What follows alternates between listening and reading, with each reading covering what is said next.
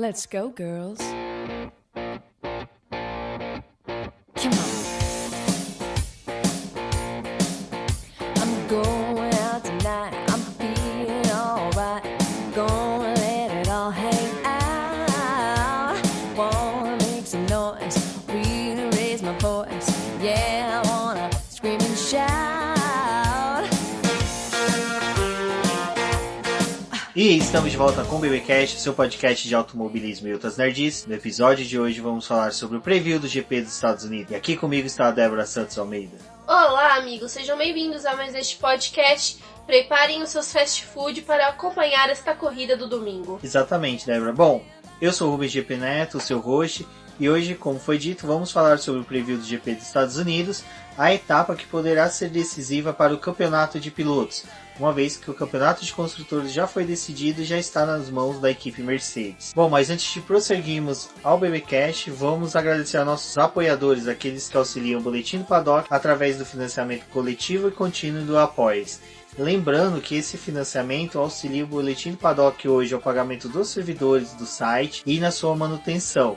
É lógico que conforme for chegando novos apoiadores e os valores arrecadados forem aumentando, iremos investir aí em equipamentos, melhorias do site, entre outras coisas, para melhorar todo o serviço aí que nós disponibilizamos para vocês. E os nossos apoiadores atuais que merecem nosso agradecimento aqui no BBcast são Ricardo Bannerman, Maia Barbosa, Eliezer Teixeira, Luiz Félix, Arthur Felipe, Rafael Celone, Will Mesquita, Antony Santos, Rogério Froner, Helena Lisboa, Cássio Machado, Carlos Del Valle, Bruno Vale, Eric Nemes, Bruno Shinozaki, Alberto Xavier, Will Bueno, Ricardo Silva, Beto Corrêa, Fabrício Cavalcante, Arthur Apóstolo e Sérgio Milani. Fica aqui o meu agradecimento a todos os nossos apoiadores. Vocês são extremamente importantes para o crescimento e desenvolvimento do Boletim do Paddock. E para vocês que estão escutando este programa, não deixem de conferir a nossa campanha de financiamento contínuo e coletivo na plataforma Apoia-se. Lá, vocês contribuem com qualquer valor e conseguem auxiliar no crescimento do boletim. Além disso,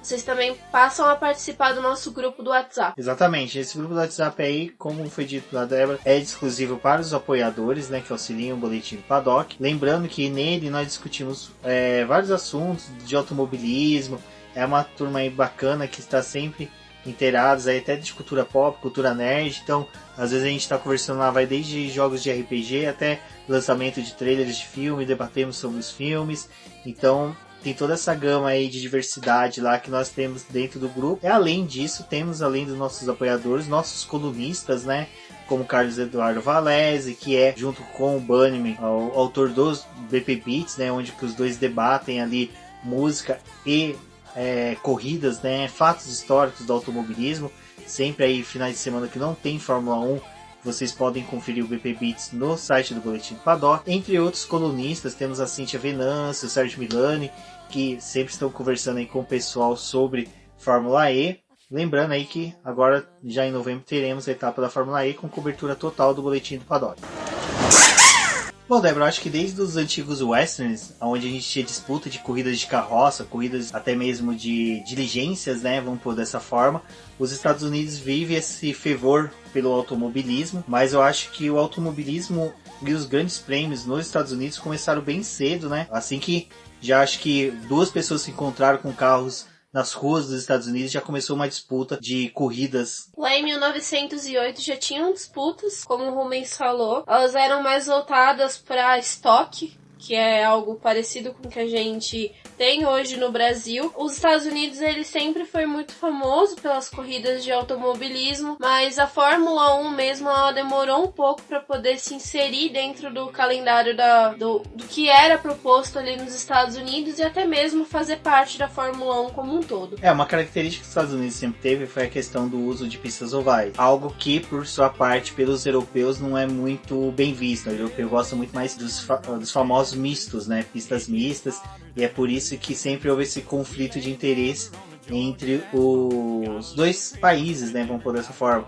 países não, regiões, América do Norte e Europa nunca se falaram a mesma língua em questão de qual o melhor traçado para se disputar, e até hoje é assim. Exatamente, e as 500 milhas de Indianápolis foram responsáveis por trazer os pilotos da Europa para os Estados Unidos para poder competir, apesar de que ainda assim na época não era muito atrativo, porque era caro trazer um carro da Europa para os Estados Unidos, e fora isso tinha todos os ajustes que um carro de Fórmula 1 precisava passar para poder disputar em um circuito oval. Então tudo isso tornava essa mudança de ares muito cara, e foram poucos pilotos que decidiram se aventurar ainda nessa época. Mas de 1950 a 1960, a Indy ela foi uma das responsáveis por esse crossover entre as duas. Exato, a gente tem aí esse período em que as 500 milhas, né, ficou inserida no calendário da Fórmula 1, contudo, só participavam das 500 milhas equipes americanas, norte-americanas. Não tinha não tinha como as equipes europeias inserirem os carros de Fórmula 1 na disputa ali dentro. Alberto Ascari tentou isso em 1951, salvo engano, 52, só me corrigindo aí, com a Ferrari, mas o carro acabou quebrando. Porque assim, para quem é da Fórmula 1 e ainda não chegou a ver, verifiquem um pouco sobre os carros da Indy. Eles têm todo um trabalho de suspensão especial para comportar o oval, né? Porque praticamente ele tem todo um balanceamento, um trabalho ali de suspensão que é especial para os carros de equipe de disputa em ovais, que não é compatível com carro de misto, né? São duas configurações completamente diferentes, não são carros que falam a mesma língua. Portanto, quando a Fórmula 1 se inseriu de fato no automobilismo americano, foi em 1959 com o circuito de Sebring. Ele não permaneceu muito tempo, foi apenas uma corrida ali realizada. Logo depois foi passado para o circuito de Riverside, e dessa forma só teve mais uma corrida, que essa foi vencida pelo Stalin Moss. E em 1961 o circuito de Altkirch Glen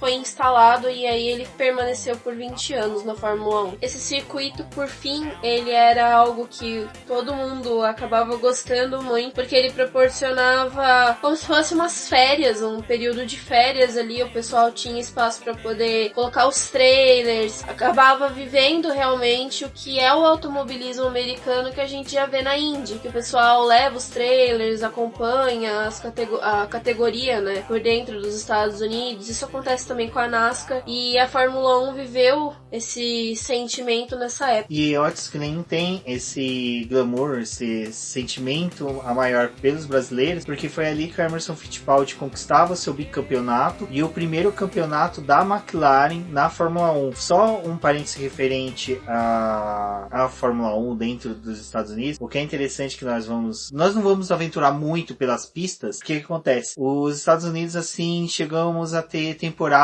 em que teve 3 corridas dentro dos Estados Unidos.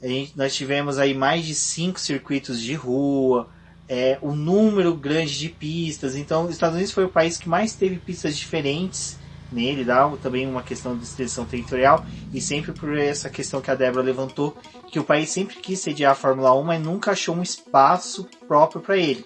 Não só isso, além da Fórmula 1 querer se inserir nessa parte do automobilismo, tinha o fato de que eles não queriam ter só uma corrida, porque imagina o território dos Estados Unidos, o quanto que ele é grande, e ele poderia proporcionar corridas versáteis. Então, era possível, dentro desse calendário da Fórmula 1, colocar uma corrida de abertura nos Estados Unidos e outra também para poder fechar o campeonato. Então, isso se tornou muito atrativo quando eles conseguiam colocar. Não é à toa que agora tá tendo toda aquela conversa pra corrida, né, de Miami, que o pessoal não quer. Isso também já aconteceu anteriormente. Então, é algo que a Fórmula 1 tá há muito tempo tentando retornar com duas corridas pro calendário. Exato, e é bem bacana isso, de ter, sim, duas corridas no calendário. Eu acho que atualmente a Liberty, ela busca ter mais corridas nos Estados Unidos, porque é uma empresa americana, ela tem que, como poderia dizer, justificar todo o investimento que ela tem aos seus acionistas, que em sua maioria provavelmente são norte-americanos. Então, uma coisa que eu falei muito, principalmente nas redes sociais, eu não tenho tantos posts falando sobre isso, mas eu acho que é interessante eu só pautar isso agora, que quando a Liberty assumiu, eu falei, olha, ela vai buscar ter o maior número de corridas dentro do fuso horário norte-americano. Principalmente quando nós tivemos aqui a Olimpíadas no Rio de Janeiro, em que os horários todos da Olimpíadas, ele foi trabalhado para o público norte-americano. Quem não se lembra das disputas de medalha da natação, onde que os nadadores usavam os óculos especiais por causa do sono, porque as provas de natação era meia-noite e meia, a prova terminava 1 da manhã, aí você achava estranho, por que no Brasil a gente está assistindo provas desse horário? É porque eles tentavam fazer o melhor horário para que todo o território norte-americano conseguisse assistir as provas. E quando eu vi isso, eu comecei a pensar, pô, a Liberty vai buscar isso. Então, essa ideia de fazer uma prova em Miami, eu acredito que futuramente a Liberty, quando conseguir resolver a casa dela na questão técnica da Fórmula 1, ela vai buscar trazer o maior número de GPs mais para essa região. Eu acredito que ela vai começar a trabalhar talvez no GP de Portugal, GP de Marrocos, GP da África do Sul, que já foram provas que estiveram no calendário, são locais que tem pista, então é possível você fazer, e até mesmo uma prova de voltando para Argentina, África do Sul. África do Sul, meu, Kyalami é magnífico aquela pista.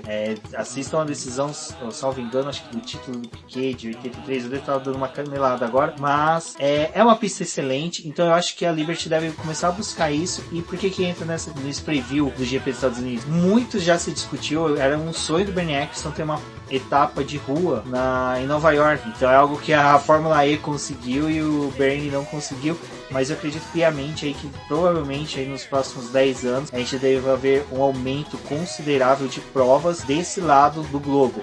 Uma redução ali de provas na Ásia, sim, a gente já perdeu a Malásia, mas provavelmente até algumas etapas ali deve sofrer alterações para que possamos ter o maior número de provas mais próximo aqui dos Estados Unidos para compensar esse público norte-americano e também o público europeu que consegue pegar um pouquinho desses horários aqui que são dessa região. Outro fato interessante dessa organização do calendário da Fórmula 1 na época que tinha 2 corridas ali, uma que abria o campeonato e a outra que fechava, era que com o passar do tempo as disputas não estavam mais indo para os Estados Unidos, que é algo muito comum hoje. Até mesmo esse ano eles trocaram a etapa do México, eles anteciparam ela e colocaram nos Estados Unidos depois, para poder ter justamente a decisão do título nos Estados Unidos, tentando até reviver um pouco do que já aconteceu na história. E com o passar do tempo, quando eles perderam isso, em alguns momentos foi aplicado um prêmio em dinheiro para poder incentivar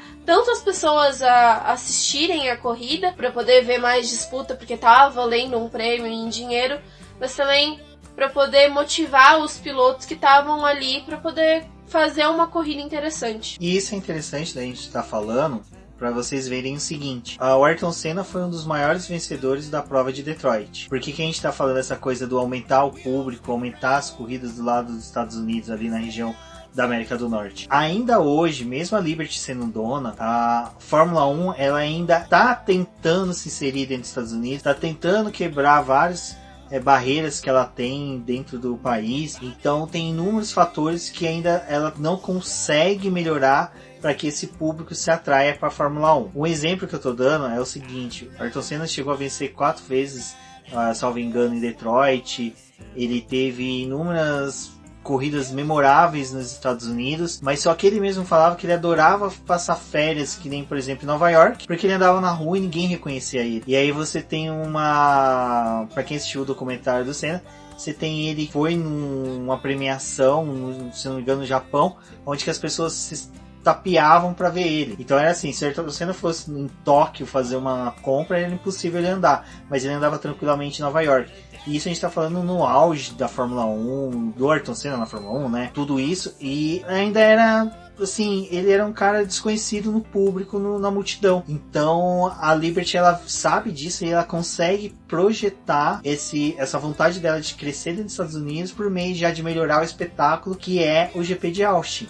que acho que a gente já pode começar a falar um pouquinho sobre isso, né, Débora? O GP de Austin foi uma tentativa de trazer a Fórmula 1 de volta pro calendário ali, né? Fórmula 1 não, o GP dos Estados Unidos pro calendário da Fórmula 1, porque ele permaneceu fora de 2008 até 2011, que foi o período anterior, foi quando a Fórmula 1 utilizou o circuito de Indianápolis. Só que ele só pegava uma parte do que era o oval e ele utilizava mais a parte mista desse circuito. Era só a curva, seria a curva 1, mas como eles faziam ela sentido oposto ao oval, eles pegavam uma das curvas do oval e a reta, seria de largada, e pegava a parte mista, que é o mesmo traçado que é utilizada na prova de Indianápolis, que é 2 semanas antes das 500 milhas de Indianápolis. A Índia utiliza ainda até esse ano o Matheus Leite, que é piloto brasileiro, e correu de forma assim memorável, choveu, pista úmida, foi uma corrida espetacular dele, foi sensacional. Para quem assistiu sabe do que eu tô falando. A gente criou uma boa expectativa para as 500 milhas. Pena ali que, quem sabe, a equipe não favorece tanto ele. E o que a Débora falou, a Fórmula 1 quando voltou, que ela teve um hiato também, salvo engano, de 92 até 99, se eu não me engano, em que ela não ficou nos Estados Unidos, voltou para Indianápolis, então foi algo fervoroso. Pô, a gente tá vendo os carros da Fórmula 1 dentro do maior palco do automobilismo mundial. E é engraçado que quando a prova de Indianápolis saiu do calendário da Fórmula 1, eles falaram que nunca mais a Fórmula 1 ia voltar para Indianápolis. Tem a questão do GP de Indianápolis de 2005, até eu não vou me esticar muito aqui, tem um texto da Débora na série dos 365 dias mais importantes do automobilismo, onde que ela retrata muito bem o que aconteceu naquele GP, só para o pessoal lembrar. Na época existia a briga, né, a guerra dos pneus entre a Michelin e a Bridgestone, e os carros que utilizavam os pneus da Michelin não resistiam, né, a essa curva que era do oval, e então o pneu estourava, havia um grande medo dos pilotos se machucarem. O Ralf Schumacher havia sofrido acidente. Não ia ter a corrida, e aí depois decidiram ter a corrida. O Bernie Eccleston conseguiu convencer os pilotos a alinharem o carro, mas depois da volta de apresentação, somente 6 carros ficaram no grid, que foram os 2 carros da Ferrari, 2 da Jordan e 2 da Minardi. E assim, eu acho que a Minardi ficou felizona, que ela sabia que de qualquer forma ela ia sair com os pontos de 5º e 6º lugar. Tivemos o pódio do Michael Schumacher e do Rubinho Barrichello, junto com o português Monteiro, né, que foi o primeiro pódio de um piloto português na Fórmula 1. Até hoje lá eles têm feriado nacional, como em bacalhau pra caramba, para comemorar essa festividade, essa realização dele. Bom, mas voltando lá pra história de Austin e o retorno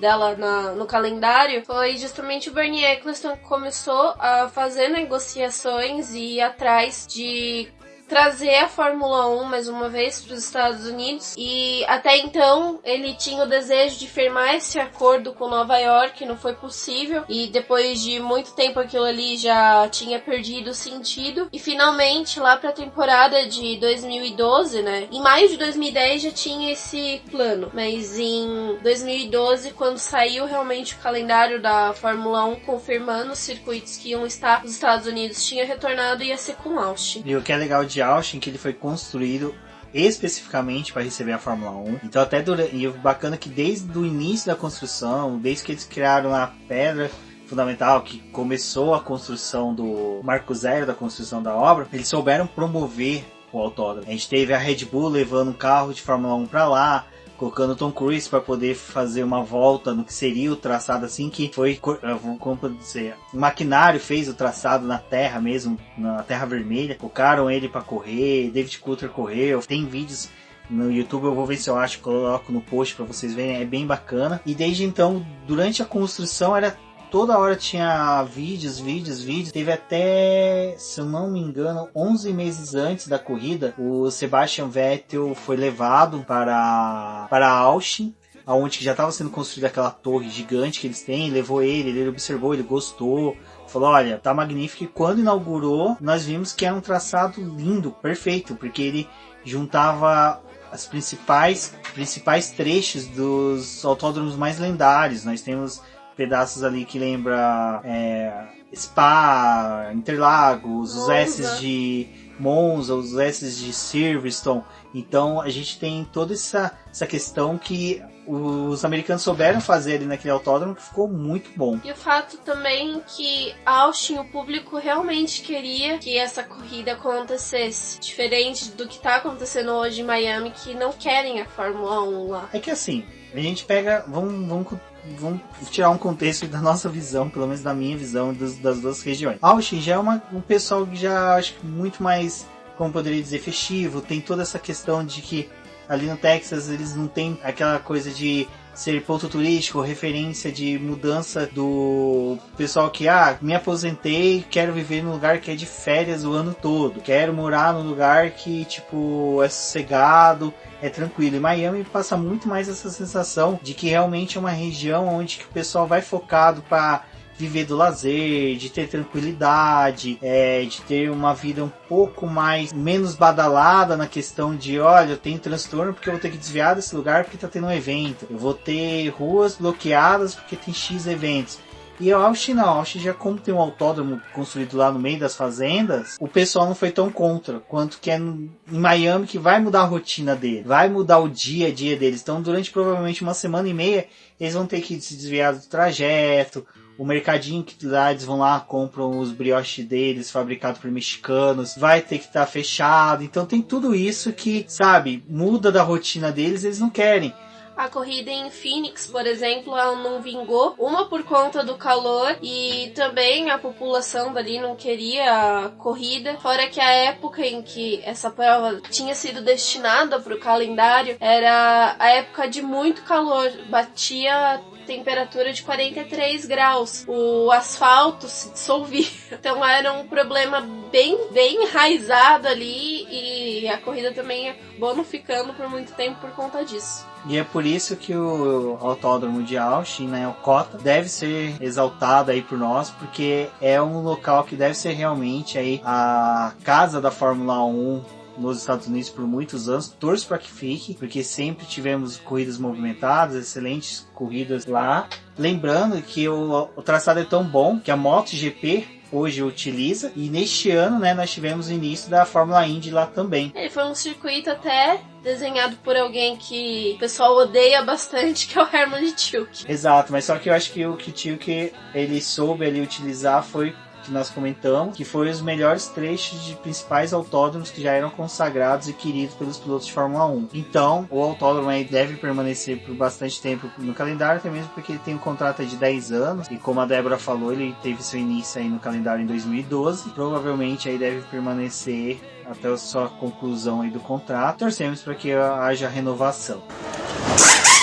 Agora vamos falar um pouquinho para vocês a respeito dos pneus que vão ser utilizados nesse final de semana. O circuito de Austin ele é considerado uma pista média na questão de abrasividade, então ela não é que nem o México.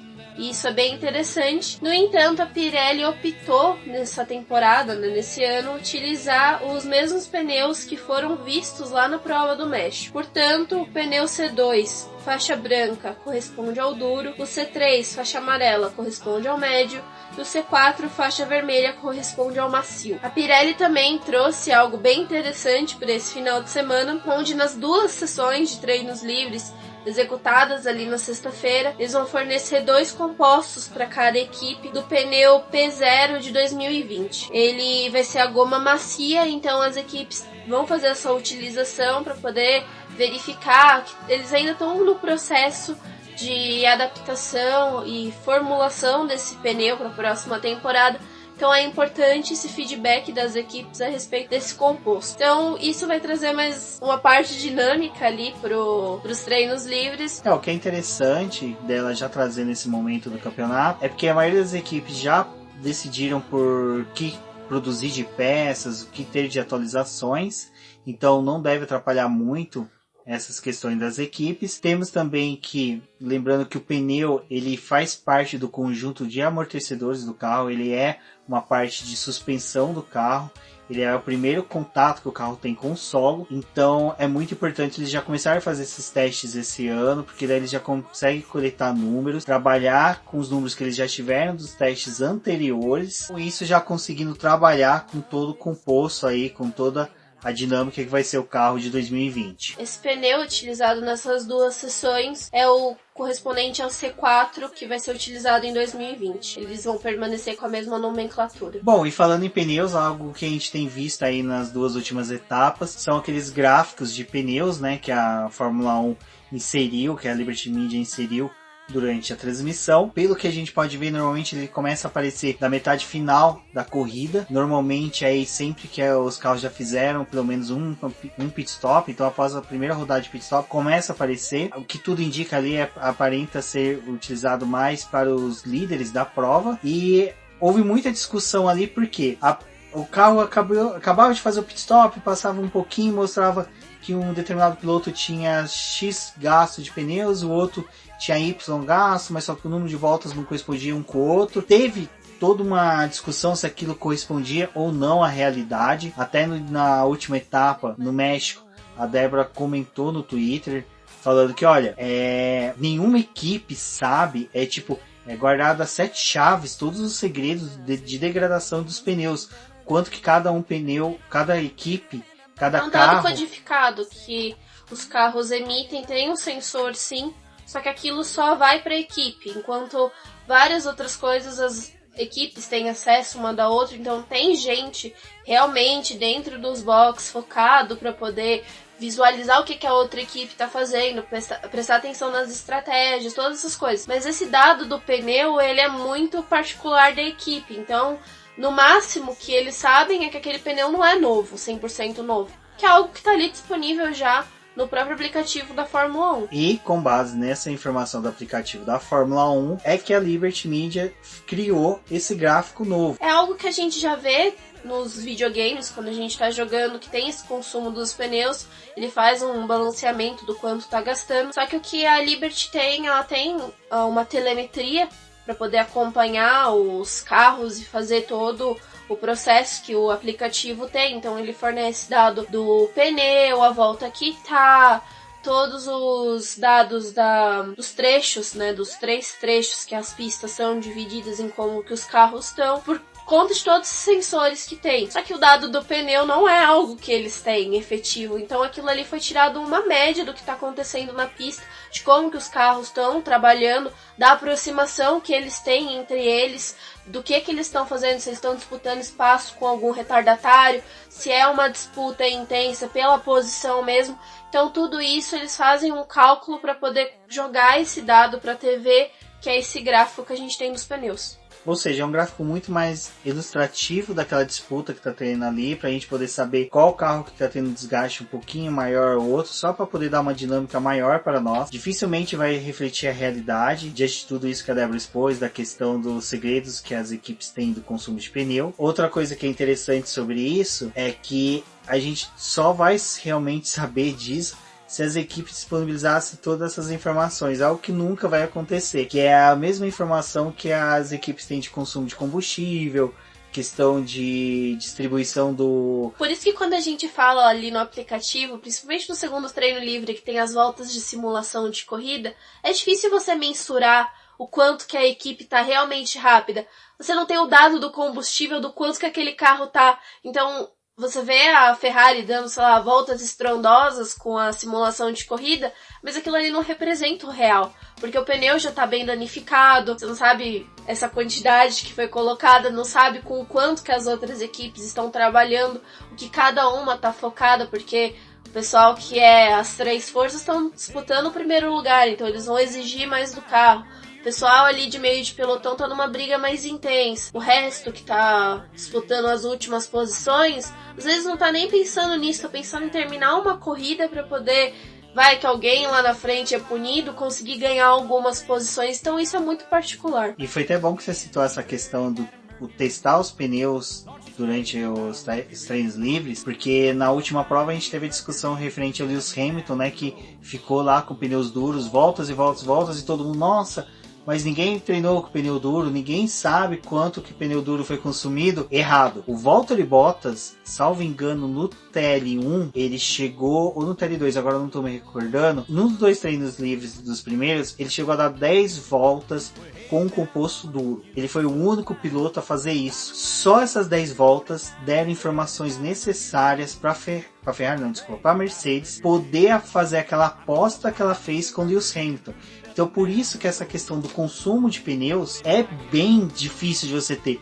Vocês querem um exemplo? Para quem anda de kart, a gente sempre tem aquela coisa, pô, você vai pegar um kart, você quer ver se ele tá em condições boas, tem isso que você olha, e um deles é olhar o pneu, que todo pneu tem uns furinhos, e quanto mais fundo esse furinho, maior mais novo ele é. E os carros de Fórmula 1 também tem esses pequenos furos, que conforme eles vão tendo a degradação, eles vão ficando mais raso. E toda vez que o carro volta para os boxes, tem um funcionário de cada equipe que vai e mede esse furinho. Então ele sabe quanto que desgastou. E essas informações são colhidas também durante a corrida. Então eles sabem, vamos supor, pneu dianteiro esquerdo, o furo está com tanto de dimensão de rasura comparado com o do esquerdo. Bom, então a degradação ela é variada por causa dessas curvas X, Y e Z. Então eles sabem como também balancear o carro, a tocada do piloto. Exato, também varia. a temperatura que coloca. Então é muito importante você ver 10 voltas do Bottas, que ninguém assim deu valor algum na hora que ele fez, foi fundamental para a vitória do Lewis Hamilton no GP do México. Tem outro fato que ali no segundo treino livre, geralmente eles mandam os companheiros de equipe, cada um com um composto. Então se um entra com o duro, o outro geralmente vai correr com o médio. E aí eles deixam para poder utilizar o macio no final. E aí partem para as voltas de simulação de corrida, onde eles revezam a utilização desses pneus. Então isso é muito particular de cada equipe. Apesar deles coletarem o dado de um carro, aquilo geralmente dá para poder aplicar para o outro piloto, porque eles têm essas informações de como cada um guia, os ajustes que eles usam. Então isso é muito particular. O que eles estão tentando fazer é justamente tornar a interação do público com o que está acontecendo mais imersivo. Para você ter a sensação de que você tem um controle de algo que você não tem, mas que você está aprendendo um pouco mais, pode debater um pouco mais sobre aquilo, fazer esse público realmente ficar mais aguçado com o que está sendo mostrado na TV. E eu acho que isso é interessante, esse gráfico, que mostra que a Liberty Media provavelmente deve trazer outros tipos de interações no futuro. Eu lembro muito da câmera térmica que nós tínhamos há uns anos atrás. Ela continua ainda instalada nos carros e essas imagens ainda são utilizadas. E com base até nessa câmera térmica, eles sabem quanto que é a degradação do pneu. Os carros da Mercedes, não sei se para quem já reparou, ele nos retrovisores dele tem 2 bolinhas que parece aquele sensor de ré. Na verdade, ele é uma câmera térmica, ela não capta imagem, ela capta só a temperatura do pneu. Então ela sabe o pneu quando ele está numa reta, ele dá uma esfriada. Quando entra numa curva, como tem um maior atrito, então ele dá uma esquentada. E ele não esquenta de forma uniforme, às vezes ele esquenta mais do lado de dentro, mais do lado de fora. Então todas essas informações, cada equipe tem a sua, e com isso ela trabalha com a questão dos pit stop, quando vai fazer o pit stop, quando não vai, se o piloto está muito tempo atrás de um, se compensa ou não fazer pit stop. Às vezes um piloto está muito atrás de um, ele dá uma distanciada, a gente fala, pô, ele está perdendo ritmo, mas volta. Então tudo isso é trabalhado com essas informações e vocês não duvidem, as equipes elas guardam a chave de ouro essas informações, porque é esses pequenos detalhes que fazem uma equipe ser campeã e a outra não. Bom, acho que a gente falou bastante sobre pneus, acho que é interessante, acho que é bem bacana. Pneus, você vê, Juliana Serrazoli já fez post falando sobre a importância dos pneus. A gente já fizemos diversos posts no Boletim do Paddock falando sobre essa questão de pneus. É importantíssimo, e principalmente que os pneus, ele tecnicamente é hoje o mais próximo, junto com a gasolina, do que a gente tem nos nossos carros. É lógico, o pneu de Fórmula 1 é que nem o pneu da Fórmula E, que é o mesmo utilizado nos carros, mas todo o trabalho que a Pirelli faz nos carros de Fórmula 1 e em demais carros de competição reflete na qualidade dos pneus dos nossos carros do dia a dia. Bom, antes de entrarmos nos números do GP de Austin, porque como nós falamos, nós tivemos inúmeros GPs, inúmeras pistas, então se a gente for entrar em cada uma, só colocando vocês a par de uma coisa que eu e a Débora vim debatendo muito, mês de outubro, praticamente de novembro, no Boletim do Paddock, é uma organização do que vai acontecer em 2020. Vai vir muita coisa. Tecnicamente, aí nos próximos programas, vocês vão ver o Boletim do Paddock muito parecido com aqueles programas de final de ano da Globo, onde que ela coloca filmes que teremos em 2020, programação nova e não sei o que.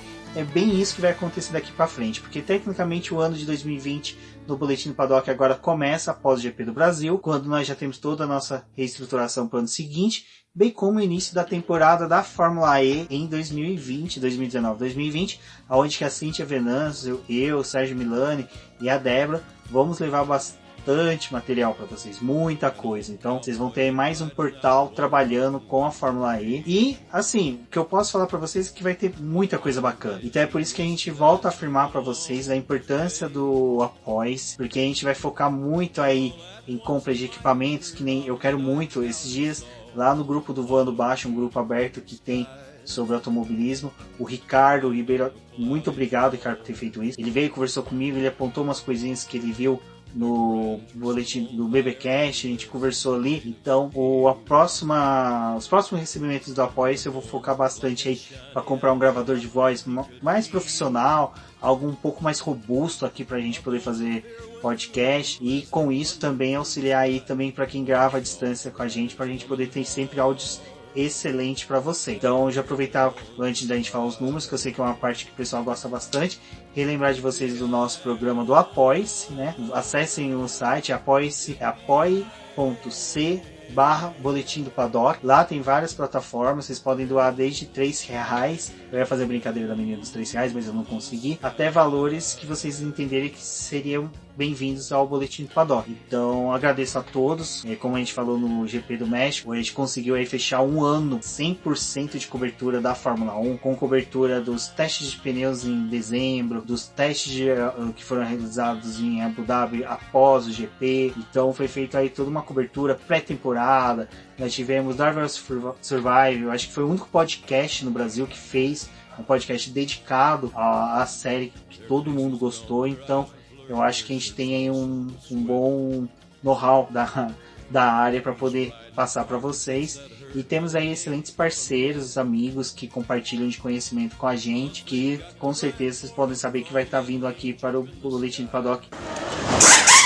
Bom, o momento de jabá acabou. Vamos aos números do GP de Austin. Vocês vão ver que algumas figuras já são carimbadas e muito conhecidas e que se repetem bastante aqui, mas quem sabe aí, né?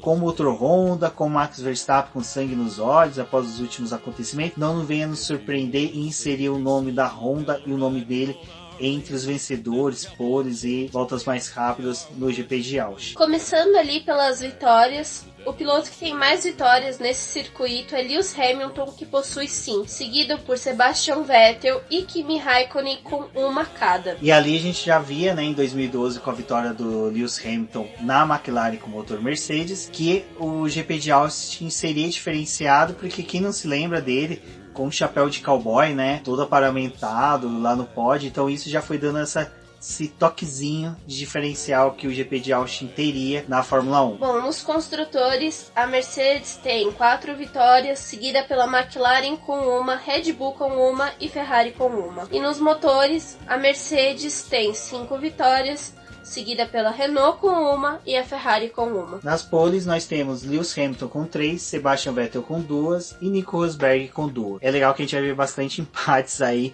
e o único piloto que não empata com ninguém é o Lewis Hamilton, porque ele é o diferentão, pica das galáxias, que consegue ser o melhor de todos nos últimos 300 anos da Fórmula 1. Bom, nos construtores nós temos a Mercedes com 5 poles e a Red Bull com 2. Nos motores nós temos também a Mercedes com 5 poles e a Renault, que motorizou aí a Red Bull, com 2 poles. Nas voltas rápidas, Sebastian Vettel possui 5, Nico Rosberg uma e Lewis Hamilton uma. Nos construtores, a Red Bull possui 3, com a Ferrari logo atrás com 2 e a Mercedes com 2. E nos motores, a Renault possui 3, Ferrari 2 e a Mercedes 2. Então, pessoal, vocês receberem aí todos os números. Eu ia guardar isso mais para a época ali da Fórmula E, onde que a gente ia falar sobre uma coisa que eu inseri no Boletim do Paddock, algo que há muitos anos eu quero. Então, para quem ouvir esse BBcast, eu quero que venha falar comigo lá no Twitter, no Rubens GP Neto, e fale se deseja ou não que a gente já insira aí um bolão dentro do Boletim do Paddock. Eu consegui aí desenvolver uma forma de termos um bolão bem dos moldes do GP Predictor, em vez de utilizarmos a plataforma Predictor, que dá muita dor de cabeça, tá em inglês, tem pessoal que não gosta, dá lag, entre inúmeras coisas. Eu posso ter esse mesmo bolão dentro do site do Boletim do Paddock. E eu quero saber, você ouvinte, você quer que eu já abra aí pro GP do Brasil? Só para uma prova de teste, pra gente ver como é que vai funcionar? Quem quiser me chama lá no Twitter, fala, pô Rubens, eu quero participar, que daí quem me chamar eu vou liberar o link pra já poder fazer o teste no GP do Brasil, que se correr tudo bem, já ano que vem nós teremos. E como eu anunciei, como a demanda eu acredito que não seria a mesma, já para a Fórmula E nós teremos esse bolão aí, então já se preparem para poder apostar aí, fazer todas as apostas. E lembrando que até o final do ano a gente ainda tem lá no GP Predictor e no F1 Fantasy as campanhas do Boletim do Paddock, né? Aí me falem também como vocês estão lá no GP Predictor e no F1 Fantasy, como foi o ano de vocês. Lembrando que agora para a reta final do ano nós já teremos as definições dos vencedores dos prêmios que estão elencados aqui no post. E, como nós falamos, o GP de Austin, ele hoje é a casa da Fórmula 1 nos Estados Unidos, né, Débora? Mas lembrando que o primeiro GP foi em 1959. O número de voltas é 56, o comprimento é 5.513 metros. Exatamente, o comprimento lá nos Estados Unidos é "Oh my God, my friend", enquanto que em Minas é "Oh, como é que é?". Desculpa, eu não aguentei, que você falou comprimento. Tá parecendo de cumprimentar. Oi, tudo bem? Como vai? Tudo bom? A melhor volta é de Lewis Hamilton de 2018, com 1 minuto, 37 segundos e 392 milésimos. O maior vencedor da corrida é Lewis Hamilton, que venceu 6 vezes. Bom, chegamos à 19ª etapa do calendário. Lembrando agora que depois de Austin nós teremos GP do Brasil, então podem se preparar aí que nós vamos falar bastante do GP do Brasil aqui no BBcast, no Boletim do Paddock, lembrando aí corridas que nós contamos lá na série 365 dias. Já tem um preview contando da história do GP do Brasil. Exatamente. No post, lembrando muito bem, obrigado, Débora, que nós vamos colocar o preview do ano passado do GP de Austin, bem como a corrida, o BBcast da corrida do ano passado, para que vocês ouçam, para que vocês possam mensurar aí, né, Débora, sobre a evolução do BBcast também nesse um ano. E a Débora aqui me lembrou que ano passado nós não tivemos o preview. Porque a gente começou no México e o México foi depois. O preview veio uma ideia depois de que a gente realizou aquela visitação, simulação técnica no Autódromo de Interlagos, onde que a gente viu a importância de fazer esse preview. E esse preview que o ano que vem deve mudar também, a gente deve fazer algo um pouquinho mais abrangente, sempre evoluindo e queremos entrar um pouco mais das histórias, das corridas, lembrar histórias corridas marcantes. E outra coisa que nós queremos é que vocês nos digam o que vocês querem ouvir no BBcast, nos previews. Coloquem a gente para trabalhar aí, coloquem nós para pesquisarmos para vocês, porque é o que a gente gosta e nós temos pessoal para isso que gosta de fazer isso. E é lógico, sempre evoluindo e crescendo aqui para vocês e para os nossos apoiadores, como sempre agradecendo eles e convidando os demais aí que apoiam o Boletim do Paddock. Quem não pode apoiar financeiramente, um RT de um tweet do Boletim do Paddock, uma curtida que vocês dão, sempre ajudam a alavancar aí o Boletim do Paddock dentro das mídias sociais. Como a gente sempre pede, ouvir o BBcast, dá um screenshot, marca a gente, pô, é bacana. O Arthur Apóstolo, que é um dos apoiadores hoje do Boletim do Paddock, conheci ele no evento do Boteco F1 ano passado, lembrando que nós estaremos no evento do Boteco F1 também, então quem tiver oportunidade, vá para o evento do Boteco F1, que lá é uma confraternização do Boletim do Paddock, também do podcast F1 Brasil. Vários membros de podcasts e outros canais estarão lá, e como eu disse, o Arthur eu conheci lá, ele fazia isso, marcava eu, falava, conversava comigo muito do Instagram, acabou encontrando com a gente em bares aqui em São Paulo, se tornou um tremendo de um amigo.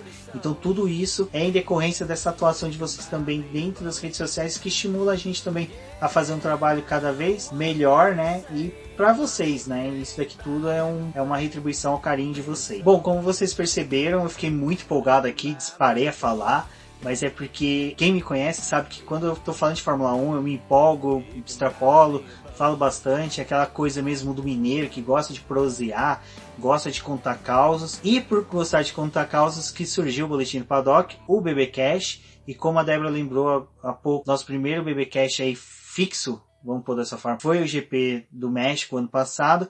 Então é por isso que a gente não teve um preview, né? A gente não teve um review da etapa dos Estados Unidos, porque ela ocorreu antes.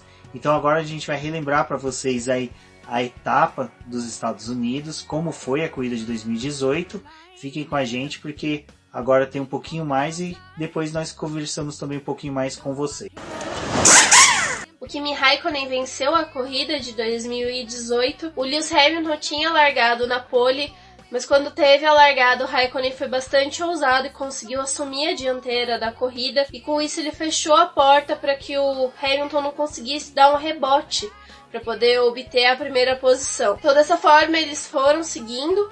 O Hamilton fez a parada bem antes que o piloto da Ferrari e por conta disso, a Ferrari já tinha uma ideia de que provavelmente o Lewis Hamilton precisaria parar mais uma vez nos boxes, porque ele tinha partido com os pneus ultramacios e tinha feito a troca para os médios. E ali a corrida foi se desenvolvendo, desenrolando até que o Hamilton teve que fazer mais uma parada lá na volta 38, e aí o Raikkonen voltou a assumir a liderança da corrida, e eles foram seguindo até o final da prova. Só que as últimas voltas elas foram bem interessantes, porque os 3 primeiros estavam extremamente perto, que era o Kimi Raikkonen, o Max Verstappen e o Lewis Hamilton. Aí o Lewis Hamilton na penúltima volta, ele veio na ânsia de tentar fazer a ultrapassagem no Verstappen, não conseguiu, teve que se contentar com a terceira posição. Além disso, lá na primeira volta, logo que teve a largada, isso é bem legal do GP de Austin, porque ela é uma corrida bem previsível, e principalmente essa largada, ela acaba trazendo alguns fatores aí que chamam bastante atenção. Foi nessa corrida em que o Sebastian Vettel foi pressionar o Daniel Ricciardo, ele acabou rodando e caindo para a última posição. Então ele veio galgando, escalando o grid de novo para poder conseguir terminar melhor na corrida. Fora isso, teve o Alonso sendo acertado pelo Stroll ali na primeira volta e depois ele precisou abandonar. O Grosjean bateu no Leclerc, prejudicou a corrida do Leclerc. O Leclerc ficou ali se arrastando. Essa época ele ainda estava lá na Sauber e aí teve a parada nos boxes. Então foi uma corrida bem chamativa. A corrida foi bem movimentada, como a Débora disse. O GP de Austin ele tem todas essas características. E uma coisa que eu percebi agora é que toda hora que eu me referi ao GP, falei como GP de Austin. E isso é uma coisa que vocês já vão pegando, que provavelmente deve ser algo que vai alterando dentro da Fórmula 1. Que é se referir aos GPs como mais aonde que é realizado do que ao país, mais a cidade. Então, não se me culpem, é algo que já está comum até mesmo na própria mídia especializada internacional. Você pega muitos sites, textos... Principalmente se eles conseguirem inserir mais uma corrida nos Estados Unidos. Lá antigamente tinha a briga pelo nome, GP dos Estados Unidos ou que nem o GP da Alemanha, coisas desse tipo, porque existiam corridas que tinham o título honorífico que era para poder ocupar uma etapa no calendário que não tinha sido fechada, para poder dar um número de provas. E tinha essa briga muito forte pelo nome ser carregado com o nome do país, e essa outra corrida que ela fazia parte do calendário, ela ficava com o nome da cidade, ou do local que ela ia ser sediada. E agora tá tendo mais essa tendência de chamar realmente a corrida pelo nome do local que ela tá sendo realizada, e provavelmente isso vai acontecer mais pra frente. Nos Estados Unidos, dependendo de como for, se eles conseguirem inserir mais uma corrida, provavelmente deve ser o GP de Austin e o GP de sei lá das quantas. E nessa sei lá das quantas, quem se ferrou também foi o Ocon e o Magnussen, que é o término da prova, né, Débora? Fizeram uma prova excelente, a gente tava vendo ali Magnussen chegando em nono, Ocon conseguindo voltas espetaculares, mas eles tiveram um motivo, eles consumiram bastante aí, do combustível. O Ocon, ele ao final foi desclassificado porque o fluxo de combustível no carro dele foi maior do que o permitido, e o Ocon consumiu bem mais que 105 kg de combustível. Então tivemos essas duas desclassificações que ajudou aí ao, salvo engano, o Hartley, que chegou em nona posição com a desclassificação dos dois pilotos, o que já nos dava aí um bom parâmetro do que poderíamos ter esse ano, que nós estamos vendo mesmo, que era um carro bom da Red Bull, que chegou em terceiro lugar, com um motor Honda que teve um bom desempenho.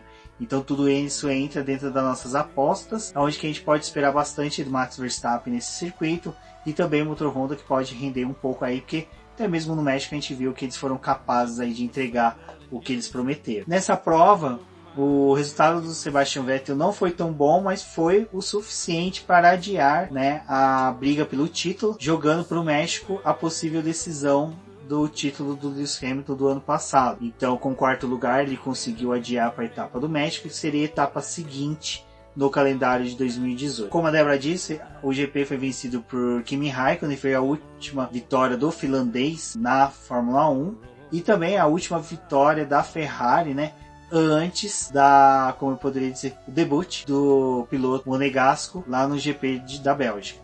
Então é bem interessante aí que esse GP dos Estados Unidos tem bastante efemérides aí para as próximas temporadas, a gente sempre está discutindo aí sobre ele. Bom, amigos, agora finalmente conseguimos finalizar o BBcast. Esse foi um BBcast de preview, acho que foi o mais longo que nós conseguimos fazer. Conseguimos, acho que, trazer bastante coisa aí para vocês.